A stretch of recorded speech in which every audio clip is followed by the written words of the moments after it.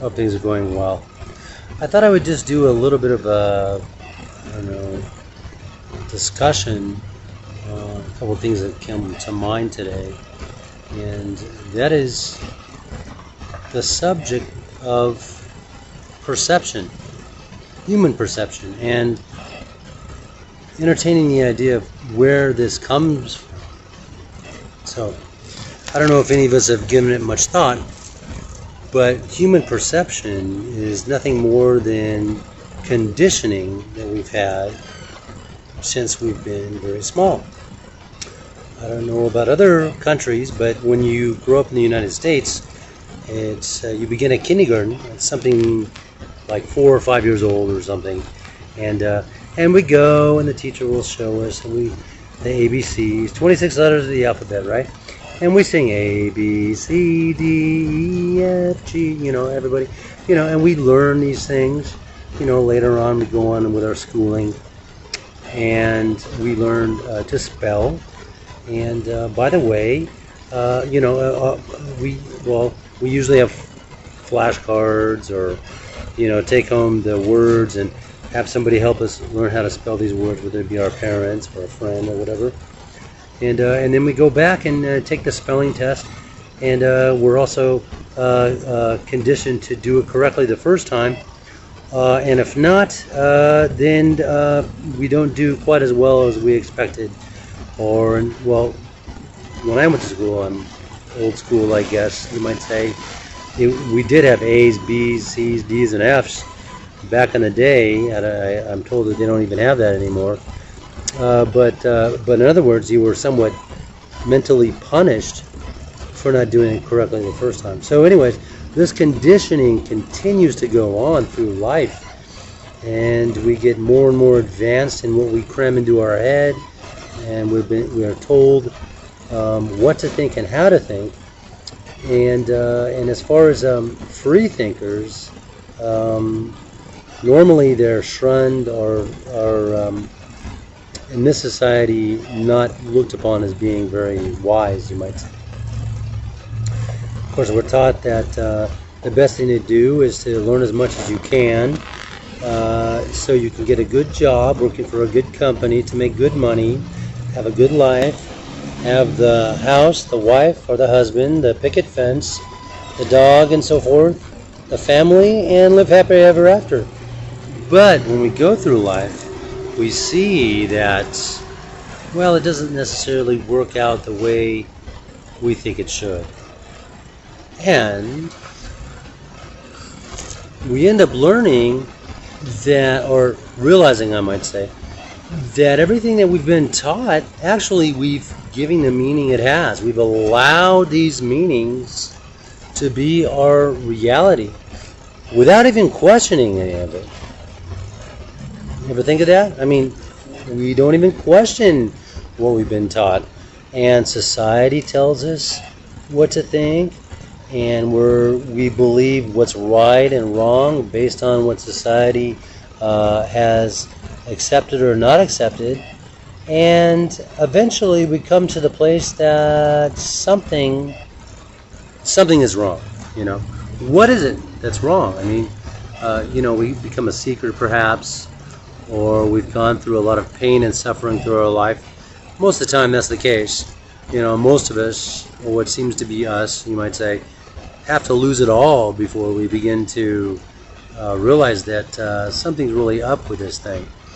And so we begin to question. And some people believe that questioning is not a good thing. I would definitely disagree with that wholeheartedly. Questioning reality is probably one of the best things you can do. Now, I will say this, it's not the most popular thing. In fact, other people, including your family and other loved ones, may think you're absolutely out of your mind. In one case I say, thank God, it's out of our mind that we want to be, in fact. But anyways, looking at this whole thing, we begin to, I guess, go on a journey to find ourselves, or whatever you call it, enlightenment. We seem to be a seeker of enlightenment, which, by the way, does not work. I mean, the end of seeking is knowing that every single thing that you tried didn't work, and then most of the time we think that more learning is the answer, and it is not. In fact, it is this conditioning and learning that we have that actually has created the world that we seem to live in. Now that may seem like a big stretch, but just theoretically thinking about it, if all is one and all is mind, or perfect mind, perfect wisdom, perfect understanding, perfect love, perfect joy, and so forth, then this mind, M-I-N-D capital, you might say, capital M-I-N-D, is very powerful. In fact, it's so powerful that it creates our so-called reality. The problem is, if you have 7 or 8 billion or more people creating different things from themselves in a world or society that basically, well, let's face it, looks down on togetherness and typically favors individualism. Everybody must be something that they need to be. There's doctors and lawyers and, and then there's homeless, and then there's people that work with computers, and there's so forth. There's different careers all over the place, people that you get my point. Different careers for different people. Oh, you must find what you love to do and do it. And that can be helpful. Actually, following what you love can be a way out, so to speak, and get you away from the idea of trading time for money because it's something you enjoy. However, it's still not the answer. So, what is the answer? The answer is simply this: just undoing what we've been taught. What do I mean by that? Undoing what we've been taught.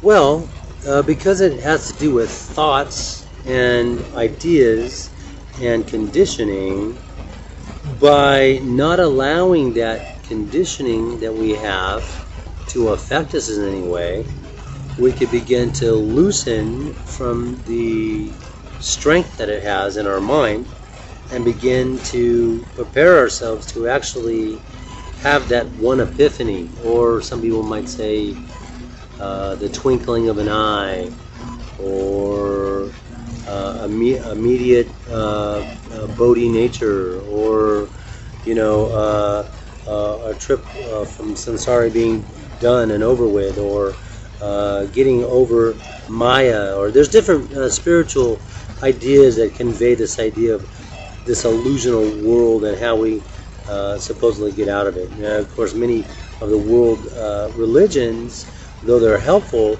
and many times become our beginning, unfortunately don't have all the answers. No religion has all the answers, and eventually we find out that we must get above religion in order to find this truth. So anyways, I think that's probably enough for now. I just felt to get this off my chest, kind of follow how I felt, and just say a few words. So thank you for listening. I appreciate it, and have yourself a good one. And until next time, ciao.